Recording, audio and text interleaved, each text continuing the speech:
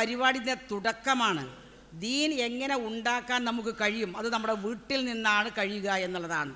ഇസ്ലാമിൻ്റെ നിയമം സ്ത്രീക്കും പുരുഷനും ഒരുപോലെയാണ് ഇബാദത്തിൻ്റെ കാര്യം. എന്നാൽ ചില നിയമങ്ങൾ നമുക്ക് വ്യത്യാസമുണ്ട്. നിങ്ങൾ നോക്കണം, ഞാൻ ആദ്യമായി പറയുന്നത് ഭർത്താവ് മരിച്ചാൽ ഒരു ഭാര്യ ഇദ്ദയിരിക്കേണ്ട നിയമം ഖുർആനിൽ എങ്ങനെ പറഞ്ഞു എന്നുള്ളതാണ്. അത് പറയാനുള്ള കാരണം എന്താണെന്നറിയോ? ആരെങ്കിലും മരിച്ചു കഴിഞ്ഞാൽ ഏറ്റവും കൂടുതൽ ഫോൺ വരുന്നത് എനിക്ക് വരുന്ന ഒരു സംഭവം അതാണ്. ഭർത്താവ് മരിച്ച സ്ത്രീ എങ്ങനെ ഇദ്ദയിരിക്കണമെന്ന്. ഈ കാര്യത്തിലാണെന്ന് ഏറ്റവും കൂടുതൽ അന്ധവിശ്വാസങ്ങളും അനാചാരങ്ങളും കൊണ്ടു നടക്കുന്നത് ഭർത്താവ് മരിച്ചു കഴിഞ്ഞാലാണ്. ഈ ഭർത്താവിൻ്റെ കൂടെ 60, 70 അല്ലെങ്കിൽ 40, 30 വർഷം ജീവിച്ച് ഒരേ ബെഡിൽ കിടന്ന അവരിൽ ഒരാൾ ഭർത്താവ് പിരിഞ്ഞു കഴിഞ്ഞാൽ ആ ഭാര്യ 4 മാസവും 10 ദിവസവും ഇദ്ദ ഇരിക്കണമെന്ന് പറയുമ്പോൾ അതിലുള്ളൊരു ടെൻഷൻ എത്രമാത്രമാണ് നമ്മളെ സ്ത്രീകൾക്ക് എന്നറിയോ? നിങ്ങൾ കേൾക്കണം. നമ്മുടെ സ്ത്രീകൾ ചോദിക്കുന്ന ചോദ്യമാണ്, ഭർത്താവിൻ്റെ അനിയനെ കാണാൻ പറ്റുമോ, ഭർത്താവിൻ്റെ എന്നോലെ കാണാൻ പറ്റുമോ, നാട്ടിലെ അയൽവാസികളെ കാണാൻ പറ്റുമോ? അപ്പോഴാണ് ഇവൾക്ക് ദീൻ വരുന്നത്, ആരൊക്കെയാണ് കാണാൻ പറ്റുക എന്നുള്ളത്. എന്താണ് ഇദ്ദ എന്ന് ഖുർആൻ ശരിക്ക് പഠിപ്പിക്കുന്നു. സൂറത്ത് നിങ്ങൾ അൽ-ബഖറ ഓതുമ്പോൾ ഇതൊന്ന് ശ്രദ്ധിക്കണം. വല്ലദീന യുതവഫൗന മിൻകും വയദറൂന അസ്വാജൻ യതറബ്ബസ്ന ബിഅൻഫുസിഹിന്ന 4 അശ്ഹുരിൻ വഅശറൻ. അല്ലാഹു സുബ്ഹാനഹു വ തആല പറയുന്നത്, ഇത് നമ്മളെ പഠിപ്പിക്കുകയാണ് റബ്ബ്. നിങ്ങളിൽ നിങ്ങളുടെ ഭർത്താക്കന്മാർ ഭാര്യമാരെ ഇട്ടേച്ചു കൊണ്ട് മരിച്ചു പോയി കഴിഞ്ഞാൽ യതറബ്ബസ്ന, അവൾ കാത്തിരിക്കുക തന്നെ ചെയ്യണമെന്നാണ്. ബി അംഫുസിഹിന്ന, അവളുടെ തടിക്ക് വേണ്ടിയിട്ടാണത്. 4 അശ്ഹുരിൻ വഅശറൻ, 4 മാസവും 10 ദിവസവും. ഈ ക്ലാസ്സിൽ വന്ന ഒരാൾക്കും ഇദ്ദയിൽ സംശയമുണ്ടാകാൻ പാടില്ല. ഈ ഇരുന്ന ആൾക്കാർ നമ്മുടെ കുടുംബത്തിൽ മരിക്കുന്ന സഹോദരിമാരുണ്ടാവില്ല, ഭർത്താക്കന്മാർ മരിച്ചാൽ അവർക്ക് നിങ്ങളിത് പറഞ്ഞു കൊടുക്കണം. 4 മാസവും 10 ദിവസവും ഭർത്താവ് മരിച്ചാൽ ആ സ്ത്രീ ഇദ്ദ ഇരിക്കണം എന്ന് പറഞ്ഞത്, ആ പറഞ്ഞിന്മേലാണ് ഇപ്പോൾ ഉള്ള സംശയം. അത് എങ്ങനെ ഇരിക്കണം? 1, വെള്ള വസ്ത്രം വേണോ? വേണ്ട. വെള്ള ഉടുപ്പ് വേണോ? വേണ്ട. നിസ്കാരക്കുപ്പായ മുഖമക്കനി ഇടണോ? വേണ്ട. റൂം മുഴുവനും കെട്ടി മറക്കണോ? വേണ്ട. മേലാപ്പ് കെട്ടണോ? വേണ്ട. ഇതൊന്നും പടച്ചോൻ പറഞ്ഞിട്ടില്ല. 4 മാസവും 10 ദിവസവും അവൾ പുറത്തിറങ്ങി നടക്കരുത്. കല്യാണ സദസ്സുകളിൽ ആൾക്കൂട്ടങ്ങളിൽ പങ്കെടുക്കരുത്. കലോത്സവങ്ങളിൽ, മറ്റുള്ള ഉത്സവങ്ങളിൽ, കാർണിവലുകളിൽ പോകരുത്. കണ്ണെഴുതി സൗന്ദര്യ പ്രദർശനം നടത്തരുത്. ആഭരണം ഇടാൻ പറ്റുമോ എന്ന് അടുത്ത ചോദ്യം. ആഭരണം ഭർത്താവിന് കാണാനാണ് നമ്മൾ പൊന്നു കെട്ടുന്നത്. നമ്മളെ വീട്ടിൽ നമ്മൾ പഠിക്കുന്ന സമയത്ത് ഏറി വന്നാൽ നമ്മുടെ കാതിൽ കമ്മൽ മാത്രമാണ്. കെട്ടിച്ച് വിടുമ്പോൾ നമ്മളെപ്പിമ്മി എന്ത് ചെയ്യും? ഒരുപാട് കഷ്ടപ്പെട്ടാണ് കാതിലൊരു വലിയൊരു കമ്മലും, കഴുത്തിൽ 2 മാലയും, കൈ മരുന്ന 3-4 വളയും, ചെറുതായി പറയണം കേട്ടോ. ഇതൊക്കെ നമ്മൾ ഉണ്ടാക്കി എന്തിന്? ഈ ചങ്ങായി ഇതിൻ്റെ കുട്ടിനെ ഇഷ്ടപ്പെടണം, ഈ സൗന്ദര്യം കണ്ടിട്ട് എന്നാണ്. സൗന്ദര്യം ഒരു ഭാഗമാണല്ലോ. അപ്പം അതിന് വേണ്ടി, അപ്പോൾ ഈ ഭർത്താവ് മരിച്ച സ്ത്രീ പിന്നെ ആരെ കാണിക്കാനാണ് നമ്മൾ ആഭരണം കെട്ടുന്നത് എന്നതാണ് ഒരു ചോദ്യം. പക്ഷെ കെട്ടണ്ട എന്ന് ഖുർആൻ പറഞ്ഞിട്ടില്ല. നിങ്ങൾ കമ്മൽ, ഭർത്താവ് മരിച്ചാൽ കമ്മൽ ഊരി വെക്കുകയാണ് ആദ്യം ചെയ്യുന്നത്, മാല ഊരി വെക്കുകയാണ് ആദ്യം ചെയ്യുന്നത്, വള ഊരി വെക്കുകയാണ് ആദ്യം ചെയ്യുന്നത്. അങ്ങനെ ഇസ്ലാം പഠിപ്പിച്ചിട്ടില്ല. ഭർത്താവിനാണ് ആഭരണം കെട്ടി കാണിക്കേണ്ടത്. ഭർത്താവ് പോയാൽ പിന്നെ ഞാനെന്തിനത് കെട്ടണം എന്ന് ചിന്തിച്ച് ഊരി വെക്കുന്നവരുമുണ്ട്. അത്യാവശ്യം നമ്മളെ കാതിലോ കമ്മലോ എന്ന് ഇടുന്നതിന് യാതൊരു തെറ്റുമില്ല. നിങ്ങൾ ആദ്യം മനസ്സിലാക്കണം. ആദ്യം തന്നെ ഭർത്താവ് മരിച്ചു കഴിഞ്ഞാൽ അതിനെ കൊണ്ട് ഞാൻ കുളിപ്പിക്കുക, അതിന് മയ്യത്തൂളി. അത് കണ്ടില്ല നിങ്ങൾ? ഭർത്താവ് മരിച്ച പെണ്ണിനെ മയ്യത്താണ് എടുത്തു കഴിഞ്ഞാൽ ആദ്യം ആ സ്ത്രീൻ്റെ പിന്നാലെ പിന്നെ ആ വീട്ടിലും ആ കൂട്ടിലുമുള്ള ആൾക്കാർ മുഴുവനും എന്നിട്ട് അതിനാദ്യം കുളിപ്പിക്കുകയാണ്. എന്ത് കഷ്ടകാലം! അതിനാദ്യം കുളിപ്പിച്ച് പിന്നെ അതിനൊരു ബുദ്ധ അയിങ്ങാണ്ട് അതിൻ്റെ റൂമിലില്ല ടെൻഷൻ കൂടാൻ അതിനപ്പോൾ ഇരുത്തി. അപ്പോൾ നമ്മളാ ചെന്ന ആൾക്കാരൊക്കെ അതിൻ്റെ വട്ടത്തിലിരുന്ന് കരയേണ്ട കാര്യം അവൾക്ക് അറിയണില്ല. എന്നാലും നമ്മൾ പറയും കരയേണ്ട കേട്ടോ, കരയേണ്ട, സബൂറാകണം. സബൂറായാലും നമ്മൾ തന്നെ സബൂറില്ലാതെ വന്നിക്കുന്നത്. എന്നിട്ട് സബൂറാകണം, അതാണ് കൂലിയെന്ന് അറിയും. ഈ പാവം അതിൻ്റെ കരച്ചിലൊക്കെ കഴിഞ്ഞേക്കും. നമ്മളൊക്കെ ഭർത്താക്കന്മാർ മരിച്ചാൽ നമ്മൾ കരയാതെ ഇരിക്കുന്നു ഞാൻ പറയില്ല. നിങ്ങൾക്ക് ആ ധൈര്യം ഉണ്ടെങ്കിൽ നിങ്ങളങ്ങനെ ഇരിക്കും. പിന്നെ കരച്ചിൽ കഴിഞ്ഞിട്ട് പിന്നെ അതിൽ കൊണ്ടുപോയി പിന്നെ കരയേണ്ടെന്ന് പറയുമ്പോൾ അതിന് ഏറെ സങ്കടം വരെയല്ലേ ചെയ്യുക. ഇത് എല്ലാവർക്കും ഉള്ളതാണ് എന്ന് നമ്മൾ സമാധാനിക്കണം. അപ്പോൾ ഞാൻ പറഞ്ഞത് ഇദ്ദ ഇരിക്കുക 4 മാസവും 10 ദിവസം. അതിൻ്റെ ഇടയിൽ ഭർത്താവിൻ്റെ അനിയന്മാരെ ജ്യേഷ്ഠന്മാരെ കാണാൻ പറ്റുമോ എന്നാണ്. അവിഹിതമായിട്ട് ആ ഭർത്താവിൻ്റെ ഇളയച്ചനെന്ന് കാണുന്നില്ല പൂതിയിലാണ് എങ്കിൽ കാണാൻ പാടില്ല. ഭർത്താവിൻ്റെ മൂത്തച്ഛനിഞ്ഞ് കണ്ടാ തിരക്കടില്ല എന്നുള്ള മനസ്സാണ് ഉള്ളിൽ എങ്കിൽ അതും കാണാൻ പാടില്ല. നേരെ മറിച്ച് അന്നേ വരെ ഭർത്താവിൻ്റെ അനിയന് ചോറും കഞ്ഞിയും വെച്ച് വിളമ്പുന്ന ആൾക്കാരല്ലേ നമ്മൾ. അവൻ താത്ത എന്ന് വിളിച്ചൊരു വിവരം ചോദിക്കുകയാണെങ്കിൽ അത് പാടില്ല എന്ന് ഇസ്ലാം പറഞ്ഞിട്ടില്ല. അവിഹിതമായിട്ടുള്ള മനസ്സിൽ വല്ല കരുതൽ, അതായത് അവിഹിതമായൊരു ബന്ധം വേണം എന്ന് സ്ഥാപിക്കാൻ വേണ്ടിയാണ് എങ്കിൽ ഭർത്താവിൻ്റെ ഇളയച്ചനെയും പാടില്ല, ഭർത്താവിൻ്റെ അപ്പാനെയും പാടില്ല, ഭർത്താവിൻ്റെ ജ്യേഷ്ഠനെയും പാടില്ല, പെങ്ങന്മാരെ മക്കളെയും പാടില്ല, ആരെയും പാടില്ല. എന്തിനെ? വർത്താനം പറഞ്ഞ് ചിരിച്ച് കളിച്ച് ഇരിക്കാൻ പാടില്ല. നേരെ മറിച്ച് നമ്മുടെ വീട്ടിൽ ജ്യേഷ്ഠൻ മരിച്ചു കഴിഞ്ഞു, അഞ്ചൻ വന്നിട്ട് മക്കൾക്കുള്ള അരിയും സാധനങ്ങളൊക്കെ കൊണ്ടുവരാൻ വേണ്ടി താത്ത എന്താ അരി എന്തെങ്കിലും വേണോ എന്നയാൾ ചോദിച്ചു എന്നതുകൊണ്ട് ഇദ്ദ പോകുന്നൊന്നുമില്ല. ഇദ്ദ എന്ന് പറഞ്ഞാൽ ശരിക്ക് പറഞ്ഞാൽ മറ്റൊരു വിവാഹം കഴിക്കണമെങ്കിൽ ആ പെൺകുട്ടി അത് ചെറുതാണ് എങ്കിൽ അതിൽ പ്രായമായതാണെങ്കിലും മറ്റൊരു മേഖലയിലേക്ക് പോകണമെങ്കിൽ ഈ 4 മാസവും 10 ദിവസവും കഴിയണം. നിങ്ങൾ വിചാരിച്ചോ, ഇനി ഒരു പെൺകുട്ടിയാണ് ഇനിയും കെട്ടിക്കാൻ പറ്റുന്ന പ്രായമാണ് എങ്കിൽ ആ കുട്ടിനെ മറ്റൊരാളെ കൊണ്ട് കല്യാണം കഴിപ്പിക്കാനുള്ള സംസാരം വരെ യുദ്ധകാലത്ത് നടത്താമെന്ന് ഖുർആൻ പറയുന്നുണ്ട്. മുഴുവൻ ഓതിത്തരാൻ സമയമില്ലാത്തത് കൊണ്ടാണ്. അത് നിങ്ങൾ ഓതിയാൽ മതി. ഖുർആൻ ഓതുമ്പോൾ അൽ ബഖറ തന്നെ പഠിച്ചാൽ ഒരുപാട് നിയമം നമുക്ക് പഠിയും. അപ്പോൾ അതിൽ പറയുന്നത് ഈ കല്യാണം വരെ അന്വേഷിക്കാം. ആർക്ക്? മാതാപിതാക്കൾക്കും ഒക്കെ ഇത് അന്വേഷിച്ച് വെക്കാം. പക്ഷേ ഇത് യുദ്ധ കഴിഞ്ഞിട്ടേ കെട്ടിക്കാൻ പാടുള്ളൂ എന്ന്. ഇതാണ് യുദ്ധ ഇരിക്കാനുള്ള പ്രധാനപ്പെട്ട ഒരു കാര്യം. അപ്പോൾ ഒരാൾ ചോദിച്ചു, 90 വയസ്സായൊരു വാപ്പ മരിച്ചാൽ 85 വയസ്സല്ല ഉമ്മ യുദ്ധ ഇരിക്കണോന്ന്. അപ്പോൾ ഇമ്മാനോട് ആദ്യമേ മൂപ്പര് പറഞ്ഞിട്ട് യുദ്ധ ഞാൻ മരിച്ചു കഴിഞ്ഞാൽ ഇങ്ങനെ ഉറി കെട്ടി ഇരിക്കൊന്നും വേണ്ടട്ടോ എന്ന് പറഞ്ഞിരുന്നു. അങ്ങനെ അവർ യുദ്ധ ഇരുന്നില്ല എന്നാണ് പറഞ്ഞത്. പക്ഷേ ഇസ്ലാമിൻ്റെ നിയമം എന്താണ്? വല്ലദീന യുതവഫൗന മിൻകും വയദറൂന അസ്വാജ എന്നാണ്.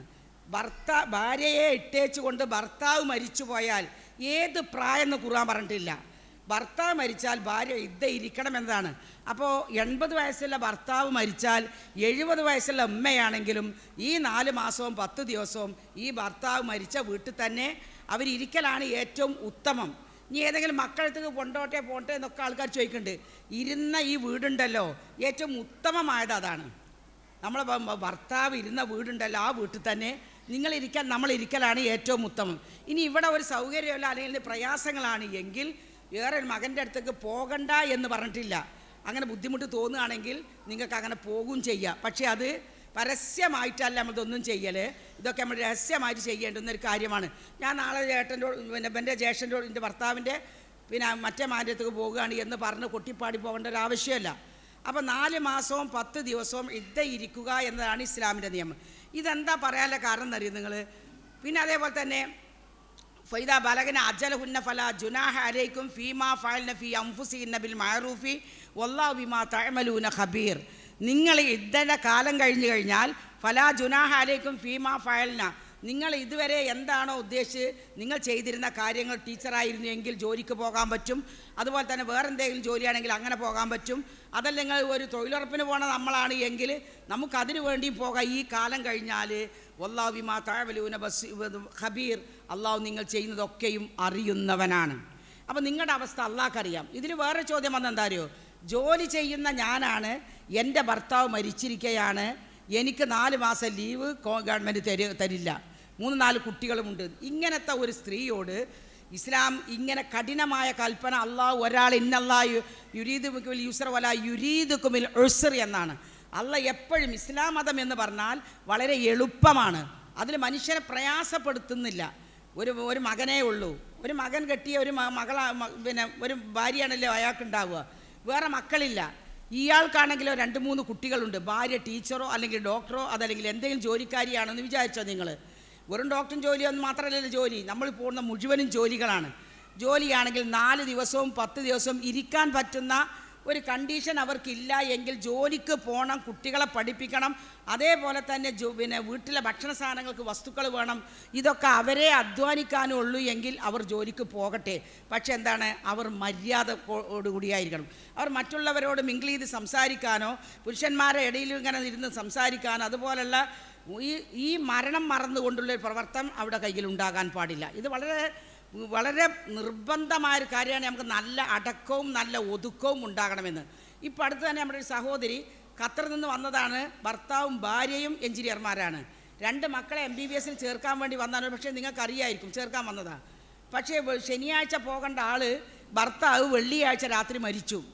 ഇവർ രണ്ടുപേരും അവിടെ ജോയിൻ ചെയ്യേണ്ട ആൾക്കാരാണ്, അവിടുത്തെ ഗവൺമെൻറ് ജോലിയാണ്. അപ്പോൾ അവർ വിളിച്ചു ചോദിച്ചു ഞാൻ എന്ത് ചെയ്യണമെന്ന്. കാരണം അവർ പോയിട്ടില്ല എങ്കിൽ അവർക്ക് ഈ ജോലിയും കിട്ടൂല, മാത്രമല്ല ഈ മക്കളെ പഠിപ്പിക്കാൻ നിവൃത്തിയില്ല. ഭർത്താവ് മരിക്കുകയും ചെയ്തു. അള്ളാഹു ഒരു മനുഷ്യനെ കൊണ്ട് എന്ത് തീരുമാനിക്കുന്നു എന്നുള്ളത് അള്ളാഹ്ക്ക് മാത്രം അറിയുന്ന കാര്യമാണ്. അപ്പോൾ അതുകൊണ്ട് അവർക്ക് ബുദ്ധിമുട്ടുണ്ടാക്കാൻ പറ്റുകയില്ല. അവരോട് നമ്മൾ പല ആൾക്കാരും ചോദിച്ചപ്പോൾ അവർ ആൾക്കാർ നമ്മളെ പണ്ഡിതന്മാർ പറഞ്ഞത് അവർ പോകട്ടെ എന്നാണ്. അങ്ങനെ അവർ ജോലിക്ക് പോയി. അവർ പറഞ്ഞു അവിടെ ജെൻസും ഒക്കെ ഉള്ള ഓഫീസാണ്, എൻജിനീയറാണ് അവർ. അപ്പോൾ അവർ പറഞ്ഞു ഞാൻ നിക്കാബ് ഇട്ടുകൊണ്ട് ഞാൻ മുഖം മറച്ചിട്ടാണ് ഇവിടെ ജോലി ചെയ്യുന്നത് എന്ന് പറഞ്ഞു. അപ്പോൾ ആ 4 മാസവും 10 ദിവസവും അവർ ജോലി ചെയ്യാതിരുന്നാൽ അവിടെ കുട്ടികളുടെ പഠനം മുടങ്ങുകയാണ്. പടച്ചോൻ അങ്ങനെ ഒരാളെ കൊടുക്കാൻ ഉദ്ദേശിച്ചിട്ടില്ല. അപ്പോൾ അതുകൊണ്ട് അവർ ആരേറ്റും മിങ്കിൾ ചെയ്ത് സംസാരിക്കാനോ അല്ലെങ്കിൽ യാത്രയിൽ പരിചയപ്പെടാനോ ഒന്നുമല്ല. ആ കണക്ക് രൂപത്തിൽ ആ 4 മാസവും 10 ദിവസവും അവർ ആ ഭദ്രതയിൽ ആ ഈമാനോടുകൂടി ആ ഒരു മനസ്സിൽ ഭർത്താവ് പിരിഞ്ഞു എന്നുള്ള വിഷമത്തോടുകൂടി അവർക്ക് പ്രാർത്ഥിച്ചുകൊണ്ട് അങ്ങനെ അവർ ജോലി ചെയ്യുന്നുണ്ട് എന്നാണ് അവർ പറഞ്ഞ മറുപടി. അപ്പോൾ ഞാൻ ഈ പറഞ്ഞത് നിങ്ങൾക്ക് മനസ്സിലായിട്ടുണ്ടാകുമെന്ന് ഞാൻ വിചാരിക്കുകയാണ്. പിന്നെ ഒരു വീട്ടിൽ ചെന്ന് കയറിയപ്പോൾ അവിടെ ഭർത്താവ് മകൻ മരിച്ചിരിക്കുകയാണ്. മകൻ്റെ ഉമ്മ ഉണ്ട്, മകൻ്റെ വാപ്പുണ്ട്. ഉമ്മ വയസ്സായി കണ്ണ് കാണില്ല, വാപ്പാക്കും ഒരുപാട് പ്രായമായിട്ടുണ്ട്. പക്ഷേ ആ വീട്ടിൽ മറ്റുള്ള സൗകര്യങ്ങൾ കുറവാണ്. ആ സമയത്ത് ആ ഉമ്മ ഒരു ബക്കറ്റും ഒരു വലിയ വട്ടയും വെച്ച് കൊടുത്തിരിക്കുക. എന്തിനറിയോ? ഈ മകൻ മരിച്ചതല്ലേ, മകള് ബാത്റൂമിൽ പോണത് പുറത്തുള്ള ആൾക്കാർ കാണുമെന്ന് ആൾക്കാർ പുറത്തിറങ്ങണ്ട എന്ന് പറഞ്ഞപ്പോൾ ഈ കണ്ണ് കാണാത്ത ഉമ്മയാണ് ഈ വട്ട വെച്ച് ഇതിൽ മൂത്രമൊഴിപ്പിക്കണതും അപ്പിടിപ്പിക്കണമൊക്കെ. ഞാൻ ചെന്നു കണ്ടു. അന്നൊക്കെ എത്രയോ ദിവസമായിരിക്കും.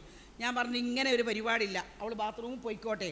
റോട്ടുമ്പോൾ ഇങ്ങനെ നോക്കിയാണ്ട് ആൾക്കാരെ നോക്കാനല്ലല്ലോ പോണത്, ബാത്റൂമിക്ക് തല താഴ്ത്തിക്കൊണ്ട് എങ്ങനെയാണ് പുറത്തുള്ള ആൾക്കാരെ വീക്ഷിക്കാത്ത രൂപത്തിൽ അവർ ബാത്റൂമിൽ പോകും, അവിടെ കർമ്മങ്ങൾ ചെയ്യട്ടെ, എന്നിട്ട് അവർ ഈ റൂമിലിരുന്നാൽ മതി. റൂമിലിരിക്കണ്ടെന്ന് ശരിക്കും പറഞ്ഞാൽ നമ്മുടെ വീട് മുന്നും പിന്നും അടച്ചു കഴിഞ്ഞാൽ അല്ലേ, അടുക്കള ഭാഗവും ഫ്രണ്ട് ഭാഗവും അടച്ചു കഴിഞ്ഞാൽ നമ്മൾ അങ്ങനെ തന്നെ ഇരിക്കേണ്ടതും. അടച്ചു കഴിഞ്ഞാൽ ആ വീട്ടിൽ ഉള്ള കുട്ടികൾക്കുള്ള ഭക്ഷണം, അതുപോലെ തന്നെ ആ വീട്ടിൽ ആ ഭർത്താവിൻ്റെ ഉമ്മ ഉണ്ടാവും ചിലപ്പോൾ, അല്ലെ വയസ്സായെന്ന്. ഞാൻ ഇതേണെന്ന് പറഞ്ഞ് ഞാൻ റൂമിൽ വെള്ളത്തുണിയും കുപ്പായിട്ട് കാണാണ്ടിരുന്നാൽ ആ വീട്ടിലത്തെ അവസ്ഥ നിങ്ങൾ ഓർത്ത് നോക്കിയും. ഇസ്ലാമിനെ തെറ്റിദ്ധരിച്ചതാണ് ഇതൊക്കെ. ജനങ്ങൾ ഇസ്ലാമിനെ തെറ്റിദ്ധരിപ്പിക്കുകയാണ്. ഈ ഒരു യുദ്ധയുടെ കാലം പറഞ്ഞ് പല തെറ്റിദ്ധാരണ ലോകത്ത് നടക്കുന്നത്. ഈ വീട്ടിൽ നിന്ന് ഒരു മകൻ മരിച്ചുപോയി, ആ ഭാര്യയുടെ ഇരിക്കുന്നത്, ആ വീട്ടിലെ കുട്ടികൾക്കുള്ള ഭക്ഷണം ഉണ്ടാക്കാം, ആ ഭർത്താവിൻ്റെ ഉമ്മനെ കുളിപ്പിക്കാം, തേപ്പിക്കാം, ഇതൊക്കെ ചെയ്യാം. ആ ഭർത്താവിൻ്റെ വാപ്പുണ്ടെങ്കിൽ അവരെ പരിചരിക്കാം. ഇതൊക്കെ ചെയ്തുകൊണ്ട് ആ വീട്ടിനകത്തിരിക്കുക. അവർ പുറത്ത് 4 മാസവും 10 ദിവസവും ആഭരണങ്ങൾ അടിഞ്ഞ് ജനസഞ്ചയത്തിൻ്റെ മുമ്പിൽ സഞ്ചരിക്കണ്ട എന്ന് മാത്രമാണ് ഇതുകൊണ്ടുള്ള വിവക്ഷ. ഖുർആൻ അങ്ങനെ സഞ്ചരിക്കണ്ട എന്നൊന്നും പറഞ്ഞില്ല. ഇങ്ങനെ ഇരിക്കണം. 4 മാസവും 10 ദിവസവും കഴിഞ്ഞിട്ടുള്ളൂ. ഇനി അവർക്ക് വേറൊരു വിവാഹം കഴിക്കേണ്ട പ്രായമാണെങ്കിൽ വിവാഹം കഴിച്ചു കൊടുക്കുകയും ചെയ്യാം. നിങ്ങൾക്കത് മനസ്സിലായോ? നിങ്ങൾക്കത് മനസ്സിലായിട്ട് എനിക്ക് കാര്യമുള്ളൂ. ഇവൽക്കിത് പറഞ്ഞ കാര്യത്തിൽ നമ്മളെ നിയമം പറയേണ്ടതേ. നിങ്ങൾക്ക് മനസ്സിലായോ? അപ്പം 4 മാസവും 10 ദിവസവും ഇരിക്കുക എന്ന് പറഞ്ഞാൽ ഈ വെള്ളവസ്ത്രത്തിൽ മൂടിയിരിക്കൽ അല്ല എന്ന് നിങ്ങൾക്ക് മനസ്സിലായോ? നമ്മൾ നല്ല പോലെ ഇബാദത്ത് ചെയ്ത് നമ്മുടെ ഭർത്താവിന് വേണ്ടി ദുആ ചെയ്ത് പ്രാർത്ഥിച്ച് മഗ്ഫിറത്തിന് വേണ്ടി തേടി കൃത്യമായ നമസ്കാരം എല്ലാ കാര്യങ്ങളും നല്ല ഈമാനോടുകൂടെ നല്ല പ്രവർത്തനം വെച്ചുകൊണ്ട് നമ്മൾ ആ വീട്ടിലിരിക്കണം എന്ന് മാത്രമാണ് ഈ പറയുന്നത്. ഞാൻ പ്രത്യേകം പറഞ്ഞു, അങ്ങാടികളിലേക്ക്, കല്യാണങ്ങളിലേക്ക്, അതുപോലെ കലോത്സവങ്ങളിലേക്ക്, കാർണിവലിലേക്ക് നമുക്ക് ഈ 4 മാസവും 10 ദിവസവും പോകാൻ പാടില്ല. ഇതാണ് സ്ത്രീയുടെ വ്യക്തിപരമായൊരു നിയമം. നിങ്ങളാരും ഉറങ്ങണില്ലല്ലോ. രണ്ടാമത്തത്, ഇനി അടുത്ത പറയുന്നത് എന്താണ്? സ്ത്രീകളെ തൊലാഖ് ചെല്ലാനുള്ള നിയമമാണ് അല്ലേ. എന്തിനാണ്? ലാ ജുനാഹ അലൈക്കും ഇൻ തൊല്ലഖ്തും നിസാ മാലൻ തമുസ്സുഹുന്ന ഔ തഫ്രിദൂ ലഹുന്ന ഫരീലതൻ വമത്തിഉഹുന്ന ലിൽ മൂസി ഖദർഹു വലിൽ മുഫ്തരി ഖദർഹു. പരിശുദ്ധ ഖുർആനിൽ നമ്മൾ ശ്രദ്ധിക്കേണ്ട മറ്റൊരു വിഷയമാണ് തൊലാഖ് ചെല്ലുക എന്നുള്ള കാര്യം. അതായത് നമ്മളെ കുട്ടിനെ കല്യാണം കഴിച്ചു കൊടുത്തു, ആ ഉറങ്ങുന്ന ആളെ നിപ്പിച്ചത് താഴെ വീഴും. പിന്നെ ഒരു പെൺകുട്ടിനെ ഭർത്താവ് ശരിയില്ല എന്ന് കണ്ടു കഴിഞ്ഞാൽ, ആ കുട്ടിക്ക് അവനെ ഇഷ്ടമില്ല എന്ന് കണ്ടു കഴിഞ്ഞാൽ അങ്ങേ അറ്റത്തെ തീരുമാനമാണ് തൊലാഖ്. ഖുർആൻ ഒരുപാട് വിഷയങ്ങൾ പറഞ്ഞിട്ടുണ്ട്. ഉപദേശിക്കാനും അതുപോലെ തന്നെ മധ്യസ്ഥന്മാർ ചെന്നുങ്ങാണ്ട് ഉപദേശങ്ങൾ കൊടുക്കാനും ഒന്നും ചെയ്തിട്ടും ഒരു മാറ്റവും ഇല്ലെങ്കിലാണ് തൊലാഖ് പറഞ്ഞിട്ടുള്ളത്. ആ തൊലാഖ് ചെയ്ത പെൺകുട്ടിയെ പ്രത്യേകം ശ്രദ്ധിക്കണ ഈ കാര്യം. വൽ മുത്തല്ലഖാത്തു യതറബ്ബസ്ന ബി അൻഫുസിഹിന്ന സലാസത ഖുർആൻ പറഞ്ഞ വാക്കാണ്. ഒരു തൊലാഖ് ചെല്ലിയ പെൺകുട്ടി 3 മെൻസസ് പീരിയഡ് കഴിയണത് വരെ കാത്തിരിക്കണമെന്നാണ്. അതിലൊരു ചോദ്യം വന്നു, ഗൾഫിലാണ് ഭർത്താവ്, അവിടുന്നാണ് ത്വലാക്ക്, കെട്ടിക്കാൻ പറ്റുമോ എന്ന് അടുത്ത ചോദ്യം. ഖുർആൻ്റെ നിയമം ഓൻ എവിടെ എന്നുള്ളതല്ല, 3 മാസങ്ങൾ, 3 മാസം എന്നാണ് പറയാത്ത. എന്തുകൊണ്ടാണ്? ഒരു പെൺകുട്ടിയുടെ മെൻസസ് പീരീഡ് 25 അല്ലെങ്കിൽ 21 ദിവസം നടക്കണതാണ്. 3 മാസമല്ല കാത്തിരിക്കാൻ ഖുർആൻ പറഞ്ഞു. ഞാൻ അള്ളാഹുവിനെ ഒരുപാട് സ്തുതിക്കുന്ന ആ ഒരു സന്ദർഭത്തിൽ ഈ ഒരു ആയത്ത് പഠിക്കുമ്പോൾ. കാരണം 3 മെൻസസ് പീരീഡ് കഴിയാൻ ആകെ ഒരു 50 അല്ലെങ്കിൽ 45 ദിവസം മതി. ഈ ദിവസം വരെ വെയിറ്റ് ചെയ്യാൻ കഴിയാതെ പുതിയാപ്പിള വന്ന് വാതിലുമ മുട്ടുകയാണെന്നാണ് രക്ഷിതാക്കളുടെ പരാതി. പ്രിയപ്പെട്ടവരെ, അള്ളാൻ്റെ നിയമം അനുസരിച്ചേ നമ്മൾ കെട്ടിക്കാൻ പറ്റും. എന്തിനാണ് ഈ സലാസ ഖുർആൻ ശാസ്ത്രം തെളിച്ച് ഡോക്ടറുണ്ടാകും, എനിക്ക് പറയാൻ പേടിയൊക്കെ ഉണ്ട്, എന്നാലും പറയാണ്, ഒരു ഭാര്യയും ഭർത്താവും ബന്ധപ്പെട്ടതിൻ്റെ അതിൻ്റേതായിട്ടുള്ള വസ്തുതകൾ വൈദ്യശാസ്ത്ര രീതിയിൽ പറയാൻ അറിയാത്തതുകൊണ്ട് പറയാണ്, അത് കഴിയാൻ 3 മെൻസസ് പീരിയഡ് ഗർഭപാത്രം ക്ലിയർ ആവുകയുള്ളൂ എന്നാണ് ശാസ്ത്രം പഠിപ്പിക്കുന്നത്. അള്ളാഹു സുബ്ഹാനഹു തആല 1400 വർഷങ്ങൾക്ക് മുമ്പ് എൻ്റെയും നിങ്ങളുടെയും ശരീരത്തിൽ നടക്കുന്ന ഒരു പ്രക്രിയയാണ് പടച്ചവൻ പരിശുദ്ധ ഖുർആനിലൂടെ നമ്മെ പഠിപ്പിച്ചത്. ആ 3 ഖുർആൻ കഴിഞ്ഞാൽ ചിലപ്പോൾ 40 ദിവസം കൊണ്ട് തീരും, അല്ലെങ്കിൽ 45 ദിവസം, 60 ദിവസം, എന്തായാലും 3 കാരണം 90 ദിവസം, 3 മാസം എന്ന് പറയുമ്പോൾ അതൊന്നും കണക്കാക്കേണ്ട ആവശ്യമില്ല. 20 ദിവസം കഴിഞ്ഞാൽ ഒരു മെൻസസ് തുടങ്ങും, അടുത്ത മാസം 20-ാം തീയതി വീണ്ടും തുടങ്ങും. നമ്മളെല്ലാം അനുഭവിച്ച ആൾക്കാരല്ലോ. എത്ര ദിവസമാണ് നിങ്ങൾ കൂട്ടി നോക്കിയും? ആ ദിവസമല്ല അല്ലാഹ് പറഞ്ഞത്, ആ മാസമല്ല അല്ലാഹ് പറഞ്ഞത്. സലാസ ഖുർആൻ 3 മെൻസസ് പീരീഡ് കഴിഞ്ഞാൽ മതി എന്നാണ്. എന്തിന്? മറ്റൊരു ഭർത്താവിൻ്റെ ആ ശാരീരിക ബന്ധത്തിൽ വല്ലതും അവശേഷിക്കുന്നുവെങ്കിൽ ശരീരം ക്ലിയർ ആകാൻ, എന്തിന് മറ്റൊരുത്തൻ്റെ പുതിയൊരാളെ കൂടെ വിടണമെങ്കിൽ ഇതിലെ യാതൊരു അവശേഷിപ്പും ശരീരത്തിൽ ഇല്ലാതെ പടച്ച തമ്പുരാൻ തന്നെ തീരുമാനിച്ചതാണ്. അത് കഴിഞ്ഞിട്ട് കല്യാണം കഴിച്ചു കൊടുത്താൽ മതിയെന്ന്. ഇതാണ് ത്വലാഖിൻ്റെ നിയമം. ഓർത്ത് നോക്കിയും. മറ്റതെന്താണ്? 4 മാസവും 10 ദിവസവും കഴിഞ്ഞിട്ട് അതിൻ്റെ പ്രത്യേകത എന്താണ്? ഒന്നുകിൽ ഈ പെൺകുട്ടിക്ക് ഗർഭമുണ്ടോ എന്നറിയണം. ഈ 3 കാര്യത്തിലും അതുണ്ട്. ഈ ഭർത്താവ് മരിച്ച സ്ത്രീക്ക് ഗർഭമുണ്ടോ എന്നറിയാനും അതുപോലെ തന്നെ മറ്റെന്തെങ്കിലും പ്രയാസങ്ങളും ഒക്കെ അറിയാനാണ് ഈ 4 മാസവും 10 ദിവസം. അതും ഇതും തമ്മിലുള്ള വ്യത്യാസം നിങ്ങൾ ഓർത്ത് നോക്കിയും. അപ്പോൾ ഈ ഗൾഫുകാരൻ്റെ ചോദ്യത്തിന് നമ്മൾ കൊടുക്കണ മറുപടി എന്താ? ഈ 3 ഖുർആൻ പറഞ്ഞതാണ്. ആ 3 ഖുർആൻ കഴിഞ്ഞിട്ട് നിങ്ങൾക്ക് കല്യാണം കഴിച്ചു കൊടുക്കാം എന്നാണ് നമ്മൾ പറഞ്ഞു കൊടുക്കേണ്ടത്. ഇങ്ങനെ ഇസ്ലാമിൻ്റെ ഓരോരോ നിയമങ്ങളും നമ്മുടെ ജീവിതത്തിൽ ഇങ്ങനെ അനുഭവിക്കുകയാണ് നമ്മൾ. വേറൊന്നല്ലല്ലോ, ഇതൊക്കെ നമ്മൾ അനുഭവിക്കുകയാണ്. ഇനി മറ്റൊന്ന് പറയുമ്പോൾ, ഒന്ന് പ്രയാസമുള്ളത്, ഒന്ന് ഈ ഇരിക്കലും, മറ്റൊന്ന് കുട്ടിനെ ത്വലാഖ് ചൊല്ലിയാൽ എന്ന് കെട്ടിക്കണം എന്നുള്ളതാണ്. ആ 2 നിയമം ഇപ്പം നിങ്ങൾക്ക് പഠിഞ്ഞോ?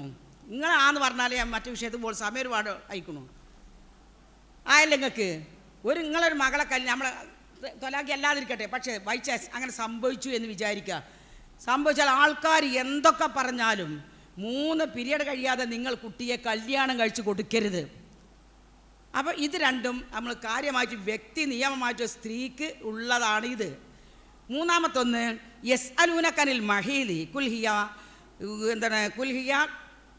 ഖുർആൻ്റെ ആയത്ത് പറഞ്ഞല്ലോ, യസ്അലൂനകനിൽ മഹീലി, കുട്ടികൾ നിങ്ങളോട് ജനങ്ങൾ ചോദിക്കും നബിയെ.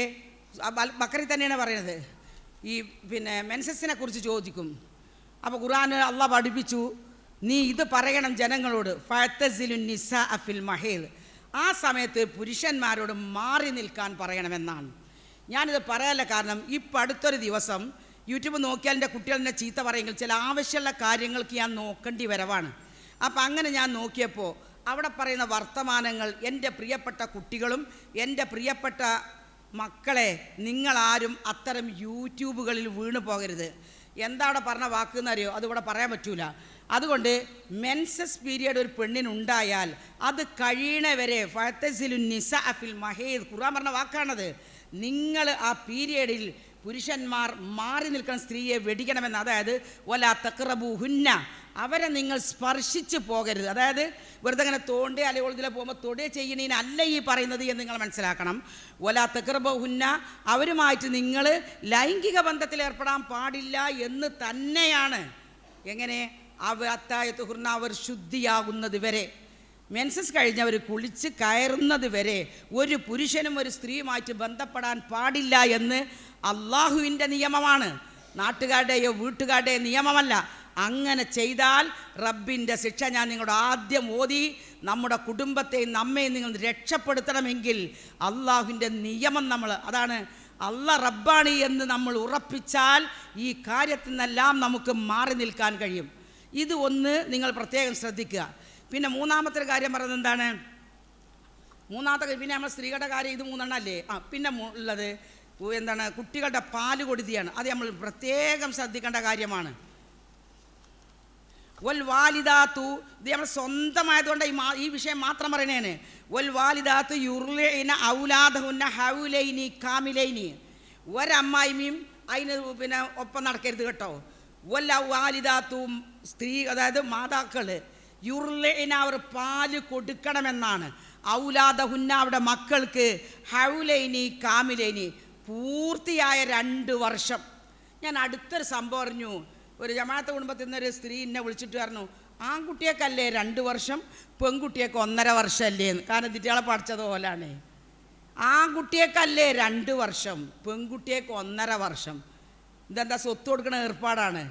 പ്രിയപ്പെട്ടവരെ, അള്ളാഹ് പറഞ്ഞതാ ഔലാദഹുന്ന, നിങ്ങൾ പ്രസവിച്ച, വലത് പറഞ്ഞാൽ പ്രസവിച്ചത് എന്നർത്ഥം.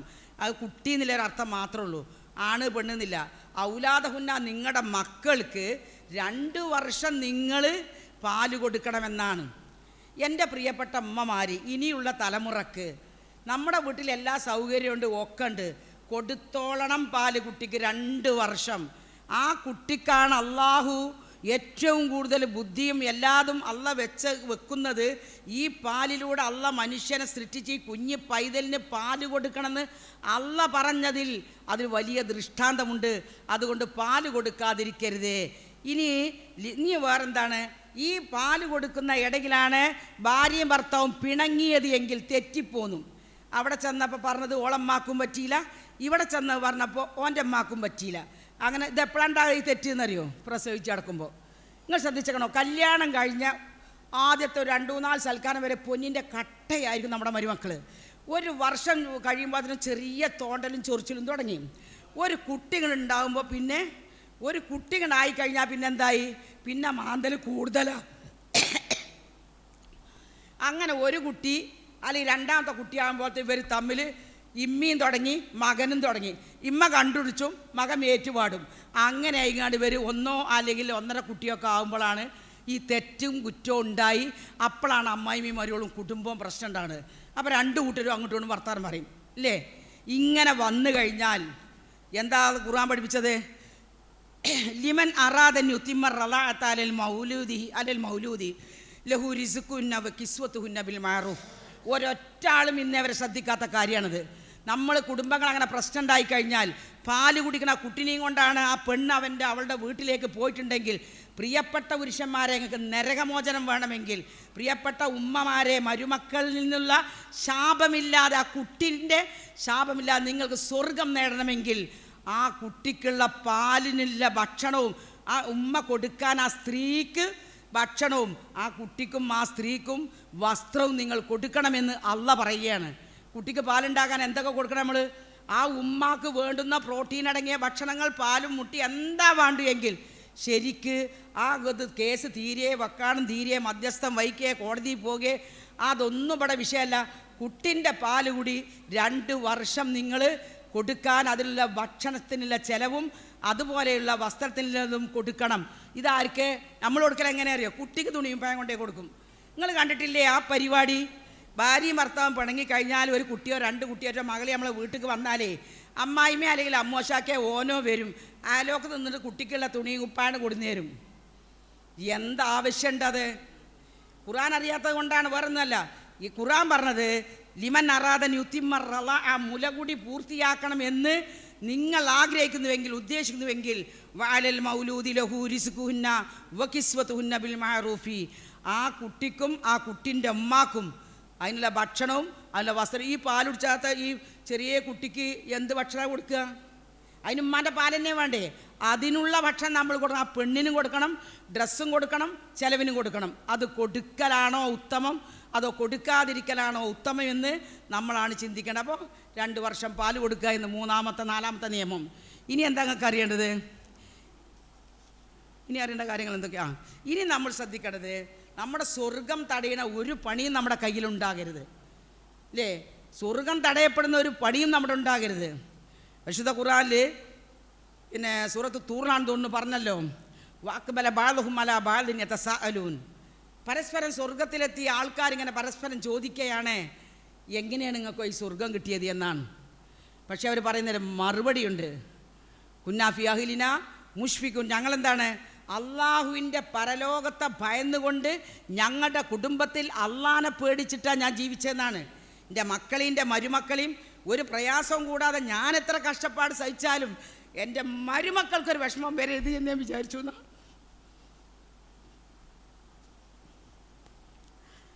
അപ്പോൾ അങ്ങനെ ചിന്തിക്കാൻ നമുക്ക് ആർക്കാ കഴിയുക? കഴിയൂല നമുക്ക്. നമ്മളപ്പോൾ പോരും വീർപ്പിച്ച് നടക്കുക. സ്വർഗമാണ് നഷ്ടപ്പെടുന്നത് എന്നുള്ള ബോധം നമുക്ക് വേണം. അപ്പം കുന്നാഫി അഹ്ലിന മുഷ്ഫിഖീൻ എന്നാണ് പറയുന്നത്. ഞാൻ എൻ്റെ കുടുംബത്തിലാവുമ്പോൾ, കാരണം ഞാൻ പറയുന്നത് എന്താ അറിയോ, ഒരമ്മായിമ്മ പ്രശ്നത്തിനല്ലാതെ ഇന്നേ വരെ ഒരമ്മോശാക്ക പ്രശ്നത്തിന് ഒരു പെണ്ണും വീട്ടിൽ വന്നിട്ടില്ല. അപ്പം നമ്മളൽപ്പം പ്രയാസപ്പെട്ടാലും ആ കുട്ടികൾക്ക് നല്ല ജീവിതം നമ്മൾ കൊടുക്കുകയാണെങ്കിൽ പടച്ചോന് സ്വർഗത്തിൽ നമ്മളിങ്ങനെ ഇരിക്കുമ്പോൾ നമുക്ക് പറയാം, എൻ്റെ കുടുംബത്തിന് പ്രശ്നമില്ലാതെ ഞാൻ എൻ്റെ കുടുംബം നോക്കി എന്ന് പറയാൻ നമുക്ക് കഴിയണമല്ലോ. കഴിയണ്ടേ നമുക്ക്? അത് കഴിയണം. അല്ലാതെ നമ്മളിപ്പോൾ കുറേ പർദ്ദി മഫ്തിയൊക്കെ ഇട്ടുകൊണ്ട് വന്നിങ്ങനെ കുറേ പള്ളിക്കും പോയിട്ട് എന്താ കാര്യം? സമയമായോ ഇതപ്പോൾ വരണോ? അപ്പോൾ അതിന് നമുക്ക് കഴിയണം. നമ്മൾ വ്യക്തിപരമായിട്ട് നമ്മൾ നന്നാവെങ്കിൽ മാത്രമേ അള്ളാഹിന് സ്വർഗം കിട്ടുള്ളൂ. പിന്നെ അതല്ല, കുന്നാനദോമിൻ, ഞങ്ങൾ അള്ളാഹുവിനെ മാത്രമായിരുന്നു വിളിച്ചു പ്രാർത്ഥിച്ചിരുന്നത് എന്നും കൂടി സ്വർഗവാസികൾ പറയണം. ഞാൻ ആദ്യത്തെ പറയാത്തത് രണ്ട് കാര്യങ്ങളായി പ്രധാനപ്പെട്ട് പറഞ്ഞത്.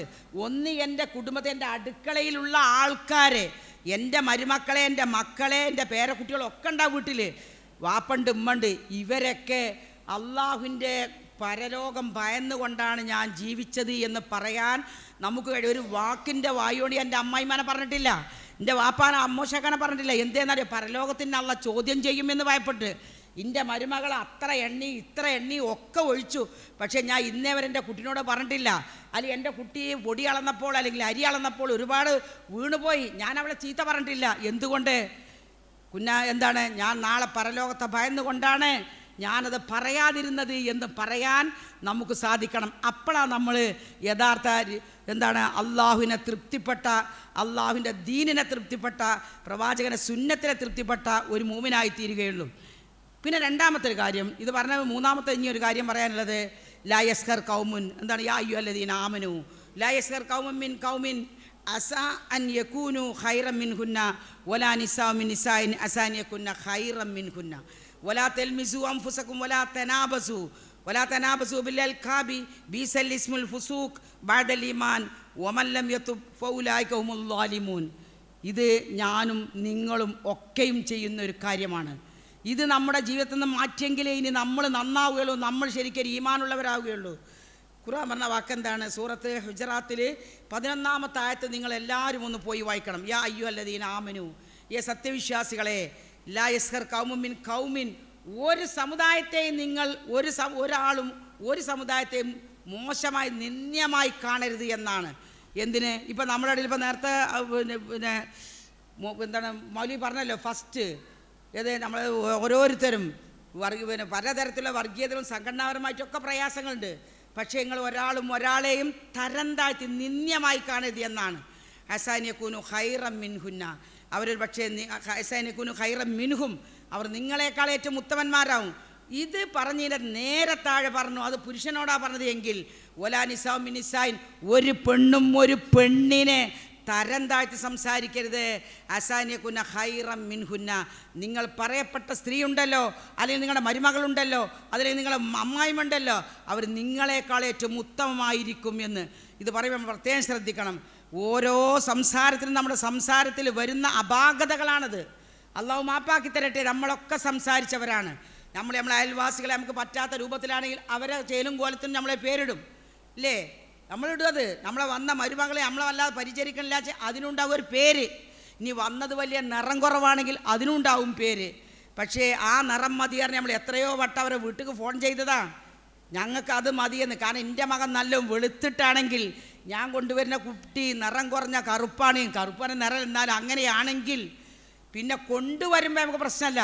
കൊണ്ടുവന്നതിന് ശേഷം പിന്നെ ഉണ്ടാകുന്ന കുട്ടികളോ അവളെ നിറത്തിലാണെങ്കിൽ പറച്ചിലോട് പറച്ചിൽ, ശപിക്കലോട് ശപിക്കൽ, ഒക്കെ ഓള കോലത്തിലാണ്, ഒക്കെ ഓള നിറത്തിലാണ്.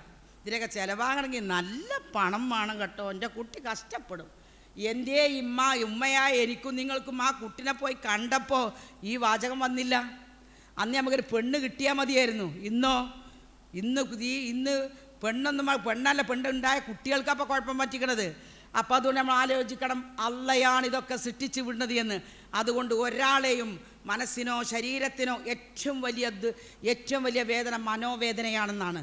ഒരു കഠാരി കൊണ്ട് കുത്തിനേക്കാൾ ഏറ്റവും വലിയ മുറിവാഴത്തിൽ ചെല്ലുന്നത് സ്വന്തം നാവ് കൊണ്ട് പറയുന്നതാണ്. അതുകൊണ്ട് ഒരു മകളെയും കറുത്തിനെ കുറിച്ചോ അല്ലെങ്കിൽ നീളത്തിനെക്കുറിച്ചോ അല്ലെങ്കിൽ തടിനെക്കുറിച്ചോ അതല്ലെങ്കിൽ നിങ്ങൾക്ക് ഇഷ്ടമല്ലാത്ത എന്തെങ്കിലും ഉണ്ടെങ്കിൽ അതിന് നിങ്ങൾ മാച്ചായ പേര് വിളിക്കരുത്, തരം താഴ്ത്തി കാണരുത് എന്ന് ഖുർആൻ പഠിപ്പിച്ചു. ഇതൊക്കെ ഖുർആൻ പറഞ്ഞത് വലാ തെൽമിസുബി അംഫുസകും. നിങ്ങളിങ്ങനെ ഓൽക്കൊരു പേരിടുക. നമ്മുടെ നാട്ടിലൊക്കെ പല ആൾക്കാർക്കും പല പേരുമാണ്. അപ്പേര് നമ്മളെ വീടുകളിൽ ഉണ്ടാകരുത്. അത് ഖുർആനിൻ്റെ നിയമമാണ്. കുത്തിപ്പറയരുത് നിങ്ങൾ. അതുപോലെ തന്നെ വലാ തെൽമിസു അംഫുസകും വലാ തനാബസു ബിൽ അൽഖാബ് എന്ന് നിങ്ങളായിട്ട് സ്വന്തം പേരുകൾ, അതായത് ഒരു മോശപ്പെട്ട പേരുകൾ. ഇപ്പോൾ നമ്മൾ കുറച്ച് നീണ്ടതാണ് ആ ഒട്ടകം തന്നെ, എൻ്റെ വലിയ മരുകൾ ഒട്ടകം തന്നെ എന്ന് പ്രയോഗിക്കുമല്ലോ. ഏതെങ്കിലും ഒരു പേര് പ്രയോഗിച്ചുകൊണ്ട് നമുക്ക് വെറുപ്പുണ്ടെങ്കിലും വെറുക്കപ്പെട്ട ഒരു പേര് നമ്മൾ വിളിക്കുന്നത് പടച്ച തമ്പുരാൻ പൊരുത്തപ്പെടാത്ത ഒന്നാണ് എന്ന് നമ്മൾ മനസ്സിലാക്കണം. വന്നു പോയത് അള്ളാഹു മാപ്പാക്കാൻ സദാസമയം നമ്മൾ പ്രാർത്ഥിക്കുകയും ചെയ്യണം. ഇതാണ് നമ്മുടെ കുടുംബത്തിൻ്റെ അകത്തുള്ള പ്രശ്നങ്ങൾ. അതുപോലെ തന്നെ മറ്റൊരാളെ കണ്ടിട്ടല്ല നമ്മുടെ വീട്ടിലത്തെ മരുമക്കളെ നമ്മൾ അളക്കേണ്ടത്. ഇവിടെ വന്നത് വേറെ ഉമ്മ പെറ്റതാണ്. അയൽവാസിൻ്റെ മരുമകൾ നല്ലവളാണ്, ആയിട്ടെന്താണ് അതിനെ വേറെ ഉമ്മ പ്രസവിച്ചതാണ്. പക്ഷേ ഏത് വന്നതും നന്നാകാനുള്ള ഒരു മാർഗം ഉമ്മയായ എൻ്റെയും നിങ്ങളുടെയും കയ്യിലുണ്ടാകണമെന്നാണ്. നിങ്ങൾ ശ്രദ്ധിക്കും, ഒരു പുരുഷന് 4 സ്ത്രീകളെ കെട്ടാൻ പറ്റും അല്ലേ? എന്നാൽ ഒരു സ്ത്രീക്ക് 4 പുരുഷന്മാരെ കൊണ്ട് കെട്ടിക്കാൻ പറ്റുമോ? എന്താ നിങ്ങൾ പറയണം?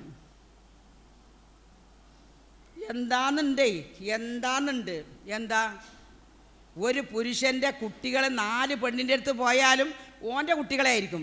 ഒരു സ്ത്രീക്ക് 4 ആൾ വന്നാൽ ധാര കുട്ടികളാണ്.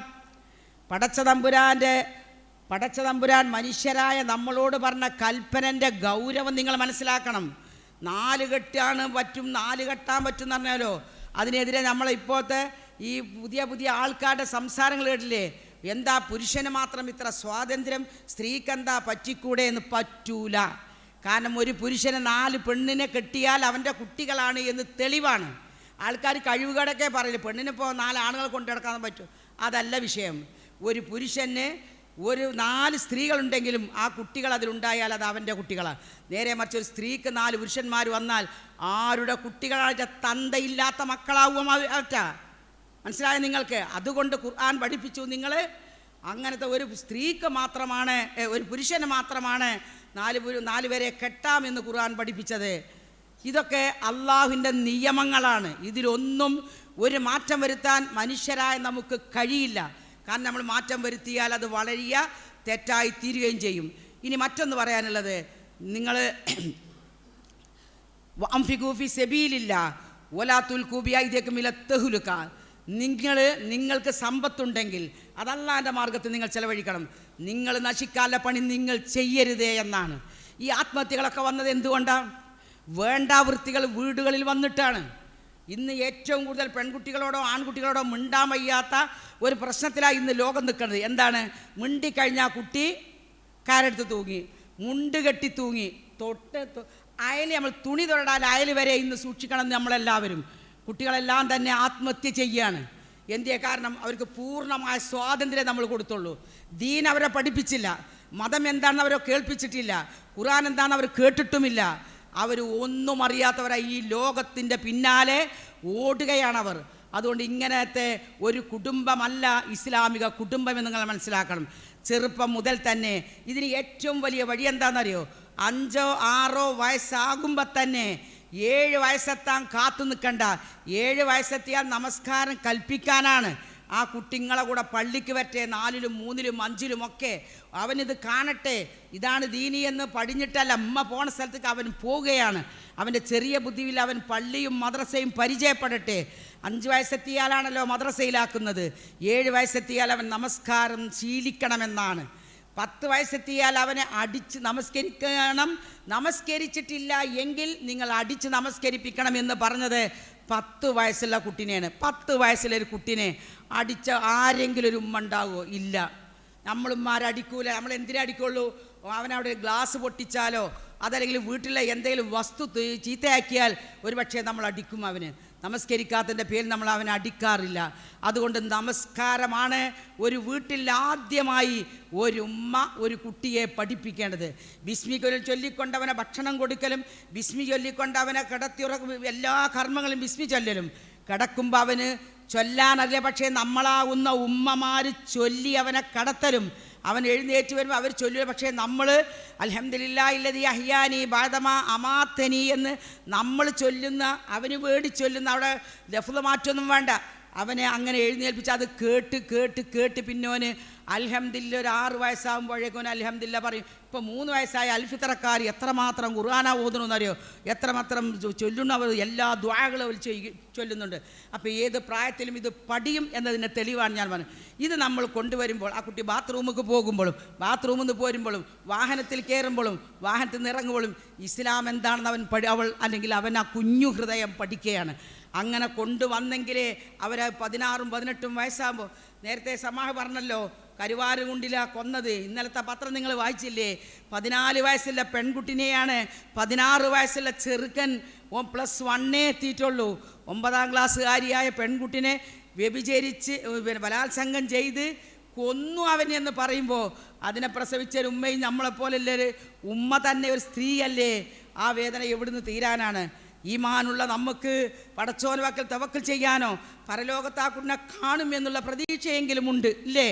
നേരെ മറിച്ച് അവരുടെ അവസ്ഥ നിങ്ങൾ ഓർത്തു നോക്കിയും. മുസ്ലിമായാലുള്ള നേട്ടം എത്രയാണ്, മൂമിനായാലുള്ള നേട്ടം എത്രയാണ്? ഏതൊരു സംഗതിക്കും നമുക്ക് സമാധാനം കണ്ടെത്താൻ പറ്റും. കാരണം അല്ലാഹു വസ്തഈനു ബിസ്സബ്രി വസ്സലാത്ത്, നിങ്ങൾക്ക് പ്രയാസം വന്നാൽ, നിങ്ങൾക്ക് ബുദ്ധിമുട്ട് വന്നാൽ നിങ്ങൾ അല്ലാഹുവിൻ്റെ മുമ്പിൽ സുജൂദ് ചെയ്യുകയും അവനോട് സഹായം തേടുകയും ചെയ്യുമെന്നാണ്. നിങ്ങൾ നോക്കി, വിധിയിൽ വിശ്വസിച്ച് കഴിഞ്ഞാൽ നമുക്കുണ്ടാകുന്ന മനസ്സമാധാനം എത്രയാണ്. ഞാനിത് പറഞ്ഞത് നമ്മുടെ കുട്ടികളെയും നമ്മൾ ശ്രദ്ധിക്കാൻ വേണ്ടിയാണ്. നിങ്ങൾ ഈ കാണുന്ന ഇതല്ല നമ്മുടെ മക്കൾ. ഞാൻ എപ്പോഴും പറയുന്ന ഒന്നാണ്, വലിയ വലിയ സ്ത്രീകൾ നമ്മുടെ സഹോദരിമാർ വന്നിരിക്കും. 8ാം ക്ലാസ്സിലും 5ാം ക്ലാസ്സിലും 9-ലും 10-ലും +1-ലും +1-ലും പഠിക്കണ, 2-ലും പഠിക്കണ, ഡിഗ്രിക്ക് പഠിക്കുന്ന കുട്ടികൾ നമ്മുടെ വീട്ടിലുണ്ട്. ഞാനിതാ പറയുന്നത്, ഇന്നേ വരെ എൻ്റെ ലേണിംഗ് ക്ലാസ്സിൽ ഒരു ഉമ്മയും ഒരു +2കാരി പെൺകുട്ടിനെ കൊണ്ടുവന്നിട്ടില്ല, ഒരു ഡിഗ്രി പഠിക്കുന്ന കുട്ടിനെ കൊണ്ടുവന്നിട്ടില്ല. അവൾക്ക് പഠിക്കാനുണ്ട് എന്നാണ്. ഉമ്മ പോന്നു കഴിഞ്ഞാൽ അവളെ പഠനം മൊബൈലിലാണ്. എൻ്റെ പ്രിയപ്പെട്ടവരെ, മൊബൈൽ ഉപയോഗ വസ്തു തന്നെയാണ് ആവശ്യങ്ങൾക്ക്. പക്ഷേ അതൊരു കത്തി പോലെയാണ്. കത്തി ഉപയോഗ വസ്തുവാണ്. അതുകൊണ്ട് നമ്മളെല്ലാ അടുക്കള പണിയുന്നു. പക്ഷേ ആ കത്തി തന്നെ മനുഷ്യനെ കൊല്ലാൻ പറ്റുന്ന ഉപകരണവുമാണ്. അതുപോലെ മൊബൈലിനെ കാണാൻ പാടുള്ളൂ. അപ്പോൾ മൊബൈലുകളുടെ അഡിക്റ്റായി മാറുന്ന ഈ കുട്ടികളാണ് ഇന്ന് ഇറങ്ങിപ്പോകുന്ന കുട്ടികൾ. മിനിഞ്ഞാന്നൊരു കല്യാണക്കാർ വിളിച്ചു, ഒരു കുട്ടിക്ക് കല്യാണത്തിന് വേണ്ടിയിട്ട്. ഭാര്യയും ഭർത്താവും കുട്ടികളൊക്കെ ഉയർന്ന ഉദ്യോഗസ്ഥന്മാരാണ്. അവർ പറഞ്ഞു കല്യാണം കഴിച്ച് തരാമെന്ന് പറഞ്ഞു. രണ്ടും നല്ല കുടുംബം. പക്ഷേ പെൺകുട്ടി പറഞ്ഞു എനിക്ക് സംസാരിക്കാനുണ്ട് എന്ന്. എനിക്ക് സംസാരിക്കാനുണ്ട് എന്ന് പറഞ്ഞാൽ പെൺകുട്ടി സംസാരിച്ചു. എന്താ സംസാരിച്ചത്? 3 വർഷമായിട്ട് എനിക്കൊരാളുണ്ട് എന്നാണ്. നല്ല പെൺകുട്ടി, കാരണം ഇവനെ ചതിച്ചില്ലല്ലോ. നല്ല പെൺകുട്ടി, ഇവനെ ചതിച്ചില്ല. മറ്റേ ചതിക്കുകയാണ് പെൺകുട്ടികൾ. ഇവിടെയും പോയി ഒക്കെ അത് മെച്ചുണ്ടോ നോക്കുക, ഒപ്പം നടന്നതിനോട് തൽക്കാലം പോയിട്ട് വരിക എന്ന് പറഞ്ഞ് പോകുക, അവിടുത്തെ ഡ്രസ്സും തുണി കുപ്പായവും മഹറും മേടിച്ച് പോരുക, ഇതാണെന്ന്. പക്ഷേ ഇത് പറഞ്ഞപ്പോഴാണ് ഒരു കാര്യം കൂടി ഓർമ്മ വന്നത്.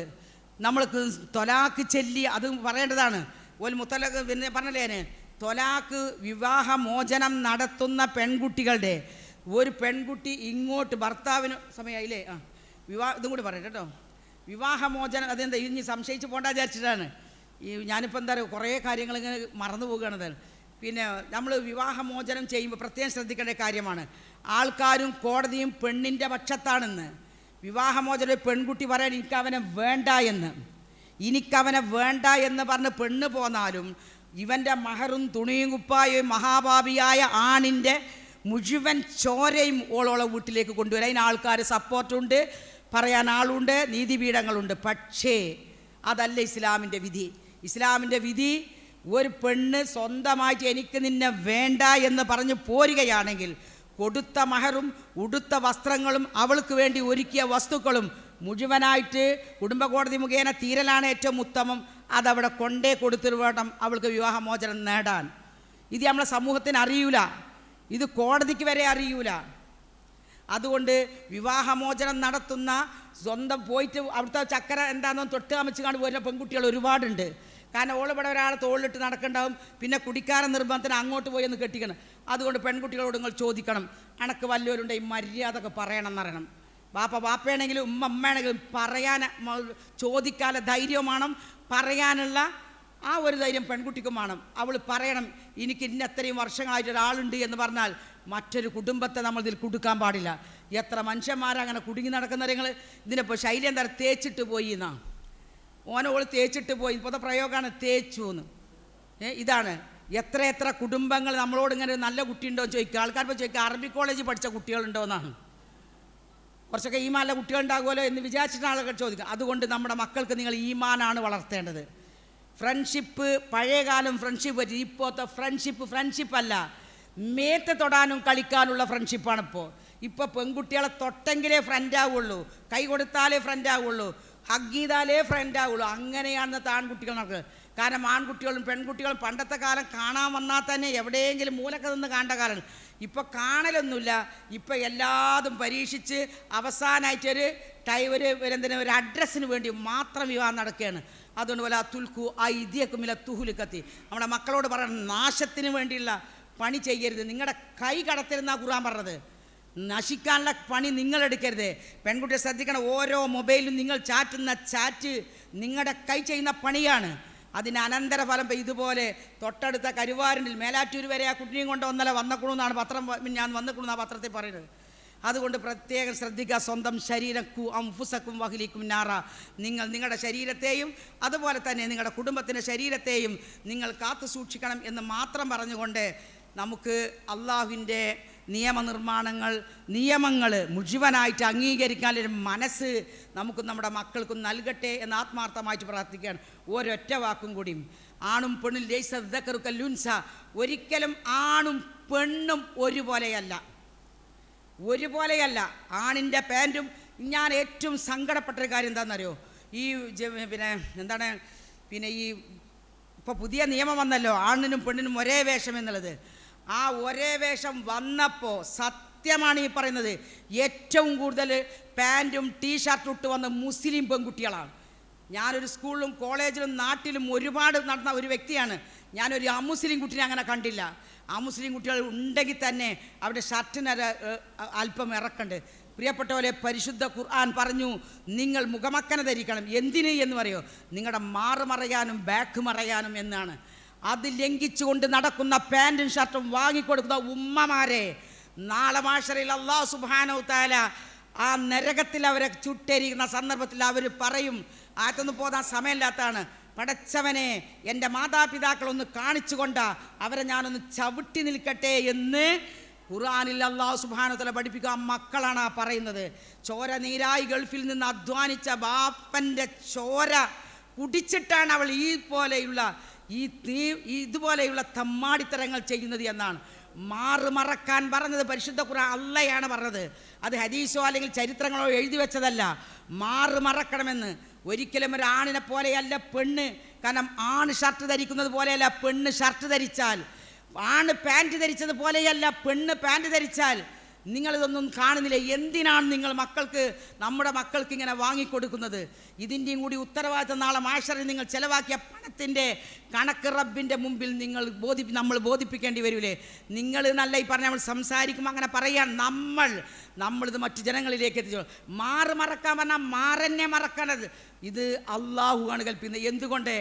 അത് ആ മാറാണ് ഈ ലോകത്തിലെ പിഞ്ചു മക്കൾക്ക് അള്ളാഹു പാല് കൊടുത്ത് വളർത്താൻ അള്ളാഹു തന്നതാണത്. ഒരു പുരുഷൻ അത് കൊടുത്തിട്ടില്ല. ഈ അനുഗ്രഹം തന്ന ഏറ്റവും കൂടുതൽ കുട്ടികളുടെ തലച്ചോറും അവൻ്റെ ഞാടികളും അവൻ്റെ ഞരമ്പും വളരുന്നത് ഈ 2 വർഷത്തെ പാലാണ്. അത് നിക്ഷേപിക്കാനാണ് അള്ളാഹു അത് നൽകിയിട്ടുള്ളത്. അവൾക്ക് സൗന്ദര്യത്തിന് വേണ്ടിയാണ്. അവളെ ഒരു പുരുഷന് ഇഷ്ടപ്പെടണം. അതിലെ മുഴുവൻ സൗന്ദര്യങ്ങളാണ് ഒരു സ്ത്രീയുടെ ശരീരത്തിൽ അള്ള കൊടുത്തത് എങ്കിൽ അതിന് നന്ദി കേടല്ലേ നമ്മുടെ കുട്ടികളും കാണിക്കുന്നത്? എവിടുന്നാണ് ഈ പാൻറ്റ് വന്നത്?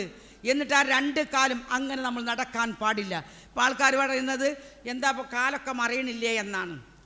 എന്ത് പറയാണെന്ന് ഏതൊരുത്തരും കൃത്യമായിട്ട് അളന്ന് മനസ്സിലാക്കാൻ പറ്റും. അവിടെ ബാക്ക് എങ്ങനെ, അവിടെ ഫ്രണ്ട് എങ്ങനെയെന്ന് കേട്ടിട്ടും കണ്ടിട്ടുമാണ് ഞാൻ പറയുന്നത്, വെറുതെ പറയുന്ന ഒന്നല്ല. കോളേജിലുള്ള കുട്ടികളും സ്കൂളിലെ കുട്ടികളും സംസാരിക്കുന്ന നമ്മൾ കേൾക്കുകയാണ് ഇതൊക്കെ.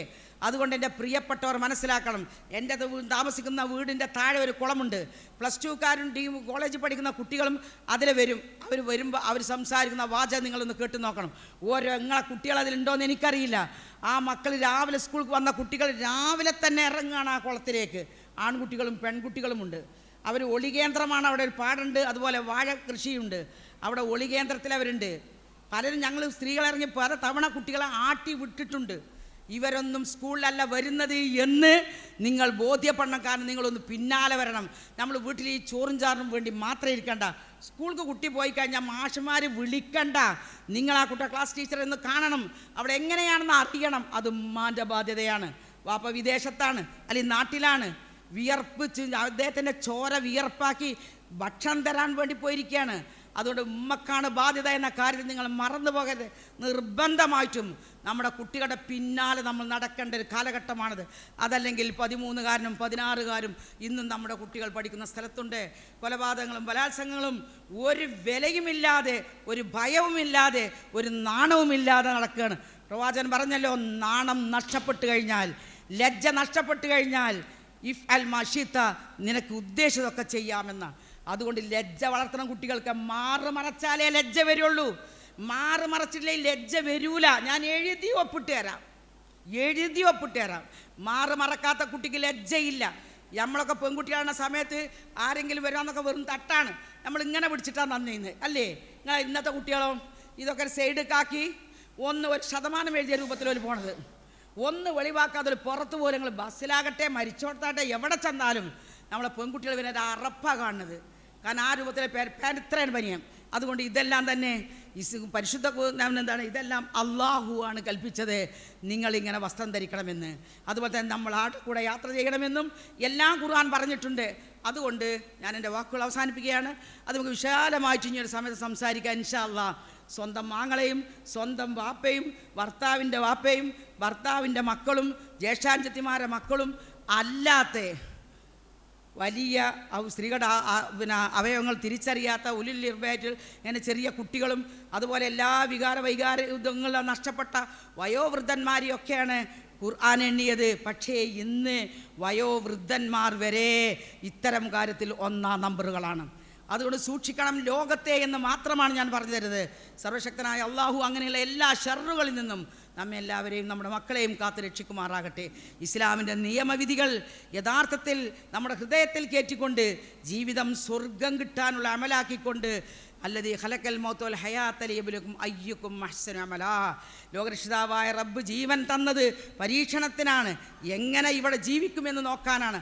ആ ജീവിതം അവസാനം യാ അയ്യുഹൻ നഫ്സുൽ മുത്മഇന്ന ഇർജിഇ ഇലാ റബ്ബികി റാദിയതൻ മർദിയ ഫദ്ഖുലി ഫീ ഇബാദി വദ്ഖുലി ജന്നതി. അവസാനം ലാ ഇലാഹ ഇല്ലല്ലാഹ് എന്ന കലിമ ചൊല്ലി മലായിക്കത്തുകൾ സ്വർഗത്തിൻ്റെ ഒരു ഫോട്ടോ കാണിച്ചു തന്ന് തിരിച്ചു പോരൂ എന്ന് പറയുന്നവരുടെ കൂട്ടത്തിലേക്ക്, ആ കൂട്ടത്തിൽ അള്ളാഹു നമ്മെ ഏവരെയും ഉൾപ്പെടുത്തുമാറാകട്ടെ. വാഖിറു ദഅ്വാനാ അൽഹംദുലില്ലാഹി റബ്ബിൽ ആലമീൻ. നമ്മൾ ചെയ്ത എല്ലാ സൽക്കർമ്മങ്ങളും ദാനധർമ്മങ്ങളും മറ്റുള്ള എല്ലാ പ്രവർത്തനങ്ങളും ലോകരക്ഷിതാവായ നാഥൻ സ്വീകരിക്കുമാറാകട്ടെ. അത് സ്വീകരിച്ച് നാളെ അവൻ്റെ ജന്നാത്തിൽ ഫിർദൗസിൽ നമ്മെ എല്ലാവരെയും ഒരുമിച്ച് കൂട്ടുമാറാകട്ടെ. ഒരു ക്ലാസ്സും നിങ്ങൾ നഷ്ടപ്പെടുത്തരുത്. ഈ ക്ലാസ്സാണ് നാളെ നിങ്ങളുടെ ഖബർ വിശാലമാക്കുന്ന ഒന്ന്. ഒരു ദാനധർമ്മവും നിങ്ങൾ നഷ്ടപ്പെടുത്തരുത്. ദാനധർമ്മമാണ് ഖബറിൻ്റെ ഇടുക്കം തീർക്കുന്നത്, നരകത്തിൻ്റെ ചൂട് മാറ്റുന്നത്.